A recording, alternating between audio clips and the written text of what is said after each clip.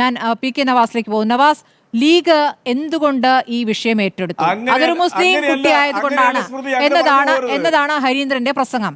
അല്ല എങ്കിൽ നിങ്ങൾ അങ്ങനെ ഒരു കേസ് എടുക്കില്ല. മറ്റൊരു ഉദാഹരണം ഇവിടെ RV ബാബുവും ചൂണ്ടിക്കാണിക്കുന്നു. കണ്ണവത്ത് മറ്റൊരു കേസുണ്ട്, മദ്രസ അധ്യാപകർക്കെതിരായ കേസ്. അത് ഔട്ട് ഓഫ് കോർട്ട് സെറ്റിൽമെന്റിനുള്ള ശ്രമങ്ങൾ നടത്തിക്കൊണ്ടിരിക്കുകയാണ് എന്നുള്ളത്. അത് വേണമെങ്കിൽ തെളിവുകൾ തരാമെന്നും അദ്ദേഹം പറയുകയാണ്. അതിനോട് ലീഗിന് പറയാനുള്ളത് എന്താണ്? സ്മൃതി, രണ്ട് കാര്യം. ഒന്ന്, നമ്മുടെ ചർച്ചയുടെ മുക്കാൽ ഭാഗം കഴിഞ്ഞിട്ടുണ്ട്. അതുകൊണ്ട് എനിക്ക് ആവശ്യമായ സമയം തരണമെന്ന റിക്വസ്റ്റോട് കൂടിയാണ് ഞാൻ ഉറപ്പായിട്ടും. ഒന്ന്, അത്യന്തം അപമാനത്തോടു കൂടിയാണ് ഈ ചർച്ചയിൽ ഞാൻ ഇരിക്കുന്നത്. അത്യന്തം അപമാനത്തോടു കൂടി ചർച്ചയിലിരിക്കുന്നത്. RV ബാബു എന്തെല്ലാമാണ് പറഞ്ഞു പോയത്. ബഹുമാനപ്പെട്ട എൻ്റെ സുഹൃത്ത് VR അനൂപ് പറഞ്ഞു, അതിന് മറുപടി പറയുന്നില്ല. ശരിയാണ്, അവജ്ഞയോടുകൂടി തള്ളിക്കളയേണ്ട ഒന്നാണ്. പക്ഷേ കേരളം ഇത് കേൾക്കുന്നില്ലേ? അവരതിൻ്റെ സത്യാവസ്ഥ അറിയണ്ടേ? ഇപ്പോൾ റെജി ലൂക്കോസ് സാർ ഇവിടെ പറഞ്ഞു, ഞാൻ വർഗീയതയോട് ഒരു തരിമ്പ് പോലും അടുത്ത് നിൽക്കാത്തവനാണെന്ന്. റെജി സാറെ, ഇന്നത്തെ ദിവസം നിങ്ങളുടെ ഈ സംസാരം ഒരുപക്ഷെ നിങ്ങളുടെ രാഷ്ട്രീയ പൊതുപ്രവർത്തന ജീവിതത്തിൽ ഏറ്റവും അപമാനിതനായ ഒരു മണിക്കൂറുകളായി നിങ്ങൾ എഴുതി വെക്കണം. എന്തുകൊണ്ടാണ് CPM പ്രതിസ്ഥാനത്ത് വന്നത്? ഞങ്ങൾ മാത്രമാണോ? അതിന് അവിടെ ഒരു കമ്മിറ്റി ഉണ്ടായിരുന്നല്ലോ, ആക്ഷൻ കമ്മിറ്റി. ആ ആക്ഷൻ കമ്മിറ്റി എല്ലാ പാർട്ടിക്കാരും ഉണ്ടല്ലോ. എന്തുകൊണ്ട്? ഞാൻ രണ്ട് കാര്യം പറയാം. എന്തുകൊണ്ട് CPM പ്രതിസ്ഥാനത്ത് വന്നു, എന്തുകൊണ്ട് RV ബാബുവിന്റെ മറുപടി. CPM പ്രതിസ്ഥാനത്ത് വരുന്നത് എവിടെയാണ് റെജി സാറേ? ഈ കേസ് രജിസ്റ്റർ ചെയ്ത് പാനൂർ പോലീസ് സ്റ്റേഷനിൽ ഈ കേസ് രജിസ്റ്റർ ചെയ്ത് FIR ഇട്ട് 29 ദിവസം, ഒരു മാസത്തിന് ഒരു ദിവസം കുറവുള്ളത് വരെ ഈ കുട്ടിയെ പിടിക്കാൻ ഒരു ശ്രമവും ഈ പ്രതിയെ പിടിക്കാൻ ഒരു ശ്രമവും പോലീസിന്റെ ഭാഗത്തുനിന്ന് ഉണ്ടായില്ല. അതിന്റെ ഉത്തരവാദിത്വം ലീഗ് ഏറ്റെടുക്കണോ? അതിന് ഉത്തരവാദിത്വം കോൺഗ്രസ് ഏറ്റെടുക്കണോ? അതിന് ഉത്തരവാദിത്വം പ്രതിപക്ഷം ഏറ്റെടുക്കണോ? അതിന് ഉത്തരവാദിത്വം ഇവിടുത്തെ CPM നേതൃത്വം കൊടുക്കുന്ന ഈ ഗവൺമെന്റിനല്ലേ? അതിന് നിങ്ങൾ വിമർശിക്കപ്പെടില്ലേ? അത് വിമർശിക്കപ്പെട്ടാൽ ഇങ്ങനെ മതം നോക്കിയുള്ള മറുപടിയാണോ നിങ്ങളുടെ CPM ജില്ലാ സെക്രട്ടേറിയറ്റ് മെമ്പർ പറയേണ്ടത്? പോട്ടെ, അവിടുത്തെ MLA മന്ത്രിമാരായിരുന്നു, ബഹുമാനപ്പെട്ട ടീച്ചറമ്മയായിരുന്നല്ലോ. ആ ടീച്ചറമ്മ പറഞ്ഞത് ഒരു ചാനൽ അഭിമുഖത്ത് പറഞ്ഞ് നമുക്ക് ഓർമ്മയുണ്ടല്ലോ, ഞാൻ ആ കേസിനെ കുറിച്ച് അറിഞ്ഞിട്ടില്ല. ഒരു കുട്ടി ഇത്രമേൽ മൃഗീയമായി പീഡിപ്പിക്കപ്പെട്ട ഒരു കേസ് കേരളം ഒന്നാകെ ചർച്ച ചെയ്തപ്പോൾ അത് അറിയില്ല എന്ന് പറഞ്ഞ് MLA പൂവിട്ട് പൂജിക്കണോ? അതിന് ലീഗാണോ ഉത്തരവാദി? അതിന് കോൺഗ്രസ് ആണോ ഉത്തരവാദി? അതിന് പ്രതിപക്ഷമാണോ ഉത്തരവാദി? അതിന് മറ്റാരെങ്കിലും ആണോ ഉത്തരവാദി? ഇനി അതുമാത്രമല്ല, നോക്കൂ നിങ്ങൾ, ബഹുമാനപ്പെട്ട കേരള ഹൈക്കോടതിയുടെ വിധിപ്പകർപ്പിലെ 112ാമത്തെ ഐറ്റത്തിൽ വളരെ കൃത്യമായി പറയുന്നില്ലേ, the petition is still pending and I hope that there would be appropriate action in the matter. എന്ന് വെച്ചാൽ ഇപ്പോൾ എടുത്ത നടപടി അന്ന് അധികാരം കയ്യിലുള്ള ഈ ടീച്ചറമ്മ എടുക്കാതെ പോയതിന് ഉത്തരവാദിത്വം ലീഗാണോ കോൺഗ്രസ് ആണോ?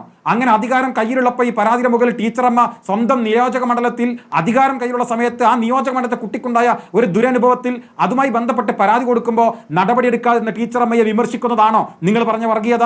ആ ടീച്ചറമ്മയെ കേരളത്തിലെ പൊതുസമൂഹം ഫേസ്ബുക്ക് പോസ്റ്റിന് താഴെ നിരന്തരമായി നിങ്ങളെ വെറുക്കുന്നു എന്ന് പറഞ്ഞപ്പോൾ എല്ലാ മാധ്യമങ്ങളും അത് വാർത്തയാക്കിയ അതാണോ നിങ്ങൾ പറഞ്ഞ ഈ വർഗീയത? അതോ ഹരീന്ദ്രൻ പറഞ്ഞതാണോ വർഗീയത? നിങ്ങൾ പരിശോധിക്കുക.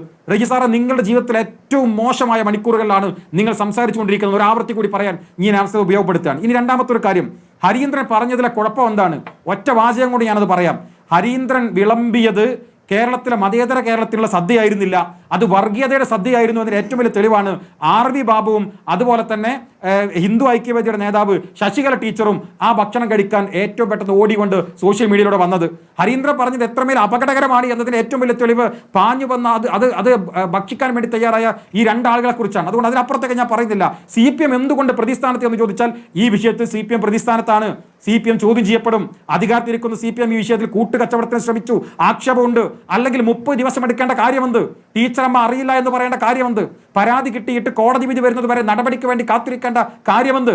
അതുണ്ടായില്ലല്ലോ. അപ്പൊ നിങ്ങൾ പ്രതിസ്ഥാനത്താണ്, നിങ്ങൾ ചോദ്യം ചെയ്യപ്പെടും. ഇത് ജനാധിപത്യ കേരളമാണ്. അത് ചോദ്യം ചെയ്യപ്പെടുമ്പോൾ പ്രതിയുടെ മതവും വിക്ടിമിന്റെ മതവും പറഞ്ഞ് ഒരു പ്രസംഗം നടത്തലാണോ? ഇനി മറ്റൊരു ചോദ്യമുണ്ട്. ഇപ്പോ ഈ പ്രസംഗത്തിന്റെ പ്രസക്തി എന്താണ്? ഈ വിഷയങ്ങളൊക്കെ കഴിഞ്ഞു പോയതാണ്. നമ്മൾ 5 വർഷങ്ങൾക്ക് മുൻപാണ് ഇതുമായി ബന്ധപ്പെട്ട പ്രശ്നം നടത്തിയത്. ഞങ്ങൾ ഉൾപ്പെടെ സമരത്തിൽ പങ്കെടുത്ത ആളുകളാണ്. അത് കഴിഞ്ഞു, കോടതി വിധി പറഞ്ഞു, ഇയാൾ ജീവപര്യന്തത്തിന് ജയിലറിലേക്ക് പോയി. ഇപ്പോൾ ഹരീന്ദ്രന്റെ ഈ പ്രസംഗത്തിന്റെ പ്രസക്തി എന്താണ്? ആ പ്രസംഗത്തിന്റെ പ്രസക്തിയുടെ ഏറ്റവും ഉൾപ്പൊരുൾ എന്താണെന്ന് വെച്ചാൽ, അദ്ദേഹം പ്രസംഗിച്ച പ്രസംഗത്തിന്റെ വാചകം അത് മറ്റൊരിടത്ത് വന്നിട്ടുണ്ട്. അതെവിടെയാ വന്നത്? ഈ കോടതിയിൽ ഈ പറയുന്ന പ്രതി പപ്പൻ എന്ന് പറയുന്ന പ്രതിയുടെ വാദം അവിടെയുണ്ട്. ഇത് മുസ്ലിം മത തീവ്രവാദികൾ എനിക്കെതിരെ ഉണ്ടാക്കിയെടുത്ത കേസാണ്. അത് അവസാനം പറയുന്നുണ്ട്. ഈ കേസിന്റെ ജഡ്ജ്മെന്റ് പറയുന്നതിന്റെ അവസാനത്തൊരു ഘട്ടത്തിൽ അതിന്റെ അവസാനം ഇനി എന്താണ് പറയാനുള്ളത് എന്ന് ചോദിക്കുന്നിടത്ത് അവിടെ കോടതിയിൽ ഇവർ പറയുന്നുണ്ട്, എൻ്റെ ഭാര്യയും കുട്ടികളും ആത്മഹത്യ ചെയ്താൽ അതിന്റെ ഉത്തരവാദി ഇവിടുത്തെ മുസ്ലിം വർഗീയവാദികളാണ് എന്നവർ പറയുന്നുണ്ട്. അപ്പൊ ഇത് ഹരീന്ദ്രന്റെ വാചകമല്ല. ഇത് ഈ പറയുന്ന കൊടിയ വർഗീയത കാണിച്ച ഒരു കുട്ടിയെ ക്രൂരമായി ബലാത്സംഗം ചെയ്ത ഈ പറയുന്ന പപ്പൻ മാഷുടെ വാചകത്തെയാണ് ഹരീന്ദ്രൻ പറഞ്ഞത്. ഈ കണക്ഷനെയാണ് കേരളം ചോദ്യം ചെയ്യപ്പെടുന്നത്. ആ കണക്ഷന് ഏറ്റവും കൂടുതൽ പിന്തുണയുമായി വന്നത് RV ബാബുവും ശശികല ടീച്ചറുമാണ്. അതാണ് കേരളത്തിന്റെ പ്രശ്നം. ശ്രീ റെജി ലൂക്കോസ്, ആ പ്രശ്നത്തെ കാണാതെ പോയിട്ട് കാര്യമില്ല. ഇനി അതവിടെ നിൽക്കട്ടെ. ഇനിയിപ്പോൾ RV ബാബു പറഞ്ഞ കാര്യമുണ്ട്. RV ബാബുവിന്റെ ഏറ്റവും പ്രധാനപ്പെട്ട 2 ചോദ്യങ്ങളാണ്. ഒന്ന്, അമ്മ എന്തുകൊണ്ട് ഇതിൽ വിസ്താരം നടത്തിയില്ല? സ്മൃതി, അമ്മ എന്തുകൊണ്ട് വിസ്താരം നടത്തിയില്ല? അത് ഈ കേസ് പഠിക്കണം. ഈ കേസിൽ ഈ കുട്ടി പറയുന്നത് ആരോടാണ്? അമ്മയുടെ അനിയത്തിയുടെ മകളോടാണ് ഇത് പറയുന്നത്. ആ മകളെ വിസ്തരിച്ചല്ലോ. പിന്നീട് ഈ മകൾ ആരോടാ പറയുന്നത്? ഈ അമ്മയുടെ അനിയത്തിയോട് ഈ കാര്യം പറയുന്നു. ആ അമ്മയുടെ അനിയത്തിയെ പിന്നെ വിസ്തരിച്ചല്ലോ. ആ അമ്മയുടെ അനിയത്തി ആരോടാ പറയുന്നത്? അമ്മയോടല്ല പറയുന്നത്, പകരം ആ അമ്മയുടെ ആങ്ങളയോടാ പറയുന്നത്, കുട്ടിയുടെ മാമനോടാണ്. മാമനെയും വിസ്തരിച്ചു. കുട്ടി പറയുന്ന മൊഴിയുടെ പരിശോധനയ്ക്ക് വേണ്ടി 3 പേരെ വിസ്തരിച്ചു. അതുകൊണ്ട് ഇനി അമ്മ 4ാമതാണ് വിഷയത്തിലേക്ക് വരുന്നത്. അതുകൊണ്ട് അമ്മയെ വിസ്തരിച്ചില്ല. ഒന്ന്, ഇനി നിങ്ങൾ പരിശോധിക്കണം, ഈ കേസിന്റെ നാൾ വഴികളിൽ വളരെ തെറ്റായ പ്രചരണമാണ് ബഹുമാനപ്പെട്ട RV ബാബു നടത്തിയത്. എനിക്ക് RV ബാബുവിനോട് പറയാനുള്ളത്, LSSന്റെ സ്കോളർഷിപ്പ് കിട്ടിയ ഉയർന്ന മാർക്ക് നേടിയ ഒരു പെൺകുട്ടി, ആ പെൺകുട്ടി പഠിക്കട്ടെന്നേ, ജീവിക്കട്ടെന്നേ. നിങ്ങൾ സകല തമ്മാടിത്തരം ചെയ്ത ഒരാളെ സംരക്ഷിക്കാൻ വേണ്ടി ആ കുട്ടി കെട്ടിച്ചമച്ചുണ്ടാക്കിയതാണ് കേസ് എന്ന് പറഞ്ഞ് ആ കുട്ടിയെ വേട്ടയാടല്ല. നിങ്ങൾ ഈ കേസിന്റെ പിറകിൽ നിന്ന് പോയി. ഇതിൽ BJP അല്ല പ്രശ്നം. ഇതിൽ കോൺഗ്രസോ BJPയോ ലീഗോ CPMോ അല്ല പ്രശ്നം. ഒരു അധ്യാപകൻ ഒരു കുട്ടിയോട് ചെയ്ത ഏറ്റവും ക്രൂരമായ പ്രവർത്തനം അതിൽ പ്രശ്നം. നോക്ക് നിങ്ങൾ, ഈ കേസ് ഉണ്ടാകുന്നത് ജനുവരി മാസത്താണ്. ഈ വിഷയം പുറത്തു വരുന്നത് ജനുവരി മാസത്തിൽ 3 തവണ ഈ കുട്ടിയെ, ഒരു തവണ ഉച്ചക്ക് ഭക്ഷണം കഴിക്കാൻ പോകുന്ന സമയത്ത്, ഒരു തവണ ഇന്റർവെല്ലിന്റെ സമയത്ത്, ഒരു തവണ LSSന്റെ സമയത്ത് 3 തവണ ശാരീരികമായി ഉപദ്രവിച്ചു. ഇപ്പൊ ഇവർ പറയുന്നത് കേട്ടോ, ഈ കുട്ടിക്ക് അങ്ങനെ ഒരു പ്രശ്നമേ അവിടെ ഉണ്ടായിട്ടില്ല എന്നാണ് ഇവർ പറയുന്നത് കേട്ട തോന്നുന്നത്. മെഡിക്കൽ റിപ്പോർട്ട് ഉണ്ടല്ലോ നമ്മുടെ മുമ്പിൽ. ഈ പെനട്രേറ്റഡ് സെക്ഷൽ അസോൾട്ട് നടന്നിട്ടുണ്ട് എന്നതിനെ കുറിച്ച് കൃത്യമായ റിപ്പോർട്ട് ഉണ്ടല്ലോ. പിന്നെ ആരാണ് ഈ കുട്ടി ഇത് ചെയ്തത്? ആ ചോദ്യത്തിന് ഉത്തരം ഉണ്ടാകണ്ടേ? ആ ഉത്തരം പറയാൻ ഇവിടുത്തെ പോലീസിന് ബാധ്യതയില്ലേ? ഇവിടുത്തെ സംവിധാനങ്ങൾക്ക് ബാധ്യതയില്ലേ? മാത്രമല്ല, നിങ്ങൾ അറിയേണ്ടത്, ഈ ജനുവരി മാസത്തിൽ നടന്ന ഈ വിഷയത്തിൽ ജനുവരി മാസം 18-ാം തീയതി ഈ ജനുവരി മാസം 2ാം ആഴ്ച കുട്ടിക്ക് പ്രശ്നം ഉണ്ടാകുമ്പോൾ ബ്ലീഡിംഗ് ഉണ്ടാകുമ്പോൾ അവിടുത്തെ അധ്യാപികർ, ലൈലാബി ഉൾപ്പെടെയുള്ള അധ്യാപികമാർ പാഡ് കൊണ്ടു കൊടുക്കുന്നു. സ്വാഭാവികമായി പെൺകുട്ടികൾക്ക് പീരീഡിന്റെ ഭാഗമാണ് എന്ന് കരുതിയിട്ട് കൊണ്ടു കൊടുക്കാൻ, അത് ധരിച്ചുകൊണ്ട് അവിടെ വീട്ടിലേക്ക് പോവാൻ, വീട്ടിൽ നിന്ന് മാറാതിരിക്കുമ്പോൾ ആശുപത്രി, ജനുവരി മാസം 18-ാം തീയതി ചൊക്ലിയിൽ ആശുപത്രിയിൽ ഡോക്ടർ വസുമതിയെ കൊണ്ട് കാണിക്കാൻ, ഡോക്ടർ വസുമതി ചില കുട്ടികൾക്ക് നേരത്തെ തന്നെ ഇങ്ങനെ ഉണ്ടാകാറുണ്ടെന്ന് പറഞ്ഞാൽ ടോണിക്ക് കൊടുക്കാൻ, അവിടെ മെഡിക്കൽ ടെസ്റ്റ് നടന്നില്ല. റിപ്പോർട്ട് നമ്മുടെ മുമ്പിലുണ്ട്. അത് കഴിഞ്ഞിട്ടോ ഈ കുട്ടി പിന്നെ ക്ലാസ്സിലേക്ക് സ്ഥിരമായി വരുന്നില്ല. അവിടെ അതിനുശേഷം ഈ കുട്ടി അമ്മയുടെ അനിയത്തിയുടെ വീട്ടിൽ ചെന്ന് ഒരു ദിവസം വൈകുന്നേരം കളിക്കുന്ന സമയത്ത് അമ്മയുടെ അനിയത്തിയുടെ മകളോടാണ് പപ്പൻ മാഷെക്കുറിച്ച് സംസാരിക്കുന്നിടയിൽ പപ്പൻ മാഷ് വെടക്കാണ് എന്നൊരു വാചകം പറയുന്നത്.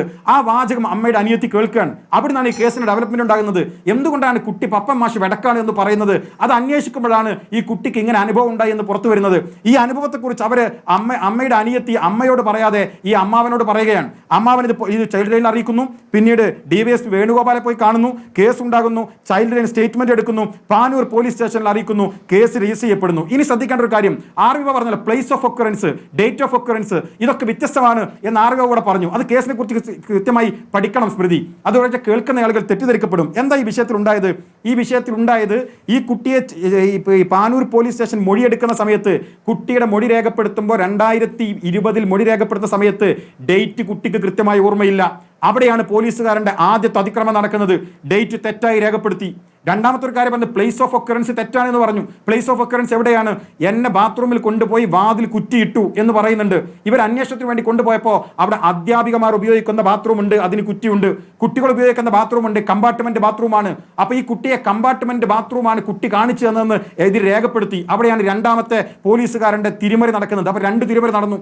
ഒന്ന് ഡേറ്റ് മാറ്റി എഴുതി. സ്വാഭാവികമായി ഡേറ്റ് മാറ്റി എഴുതുക മാത്രമല്ല, ആ ഡേറ്റിൽ പപ്പൻ എന്ന് പറയുന്ന അധ്യാപകൻ സ്കൂളിൽ ഉണ്ടായിരുന്നില്ല എന്ന് രജിസ്റ്റർ തിരുത്തി. ആ രജിസ്റ്റർ അവസാനം വിധി പറയുന്ന ഘട്ടത്തിൽ ഈ പറയുന്ന ജഡ്ജി വിളിച്ചു വരുത്തി വീണ്ടും പരിശോധന ശേഷമാണ് വിധി പറഞ്ഞത്. അപ്പോൾ ഡേറ്റിൽ തിരുത്തൽ വരുത്തി. രണ്ടാമത് പ്ലേസ് ഓഫ് ഒക്കറൻസ്, കുട്ടി പറഞ്ഞത് ടോയ്ലറ്റിൽ കുറ്റിയുണ്ട് എന്ന് പറഞ്ഞപ്പോൾ കുറ്റിയില്ലാത്ത കമ്പാർട്ട്മെന്റ് ടോയ്ലറ്റാണ് അവർ ഈ കേസിൽ രേഖപ്പെടുത്തി വെച്ചത്. ഇത് മാത്രമല്ല, ഇനി അവിടുന്ന് ഈ ഉണ്ടാകുന്ന ഘട്ടത്തിൽ ഈ പറയുന്ന പോലീസ് അന്വേഷണത്തിൽ തൃപ്തിയില്ലാതിരിക്കുകയും, നേരത്തെ പറഞ്ഞ പോലെ ശ്രീജിത്തിന്റെ IPS ഉദ്യോഗസ്ഥൻ ശ്രീജിത്ത് 2 കൗൺസിലർമാരെ ഇതിന് ചുമതലപ്പെടുത്തുന്നു. കൗൺസിലറുടെ നേതൃത്വത്തിൽ ഇതിൽ പരിശോധന നടക്കുന്നു. നിങ്ങൾ അറിയേണ്ടത്, ഒരു കുട്ടി എത്രമാത്രം വേദനയോടുകൂടി അനുഭവിച്ചിട്ടുണ്ടോ നിങ്ങൾ ആലോചിച്ച് നോക്ക്.